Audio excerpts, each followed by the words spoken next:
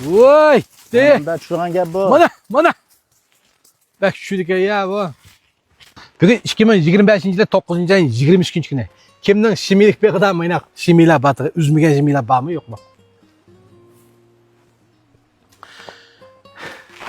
Bu bak Feyzvat 7-konşe 27 kendi şuna ama Feyzullah efendimden beğiken bu nimiz shimini tushamidan lan satmadan lan. Buni shu shehida gul qilib bir pul qilib boqay, iqtisodiy kirim yotib boqay deb sinaq qilish maqsadida bijilmishni qo'yib boqdim. O shehida qurtma deb. Nereden aldın o gapni? Shehida qurtgan gapni? Buni shehida qurgan gapni anglab boqmagan, lekin shu shehida qurgan shu ko'k alet quradigan-ku bu. Shehida qursa, shehida qursa, rengi ko'k alet quraydigan. Ha. Buni shu ishkirlik kirgan vaqtda men so'rasam, ba'zida bir qadar yuqori dedi-ku. Ha. Bundan keyin Mesela neç pul dedi? ishkir taraflarda 85 ko'y dedi. Kilosini mi, jig'ini mi? 1 kilosini 85 ko'y dedi. Ha. Shuning bilan bu o'zimizda bormi bo'lgan ekan bir qilib boqaychu deb bu yil shuni bir sinov tariqasida qilib boqdik. Shuni bir g'alaba qozonib qolsak, kang dehqonlar, shimiz bor qarindoshlar shuni qilib sinab boqsa bo'ldi. Paylanmasın demek. Paylanmas bo'ldi. Başkalardan paylanış için siz 4 moyani qurbanlik qildingiz hozir. Ha, undan kerak yo'q. Kerak yo'q, ha.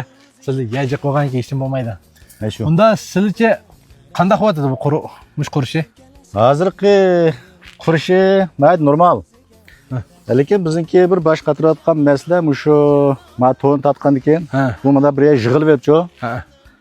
Shu mashinada endi bizdan burun qilib boqqanli bo'lib qolsa, endi qanday qilsak yaxshi quriydi. Mush tarafda bir taklif fikr berdigan bo'lib qolsa, shuni bir foydalansam degan maqsadda. Sizniki to'rni tatishga maqsad birinchi qirg'ovni yig'amison. Ha. Ikkinchisi daraxtdan tushgan vaqtida yerilib ketmisin. Yerilib ketmisin demoqchi. Yine qanday ahmiyat bor to'rning? To'rningmi? To'rninki ost ustidan havo o'tib turgancha qurishi yaxshi quriydi. Ha, yaxshi quriydi degan maqsadda buni qilib boqdim endi. Hozir 3 ahmiyat bor ekan desa, buni eg'izsaqmi tushdi? Tabiiymi tushdi? Sen hozir eg'izsaq shu 3000 to'kilgandek to'kildi. Qilib boqaymi? Ha, to'kib boqang ana. Voy! De. Bunda tushirgan gap bu. Mana. Bak şuradaki ya bu. Hozir bu intayin shu shehida shu voyaga yetib pishqancha buni. Ha. Masalan bu ta'tishdagi maqsadmi?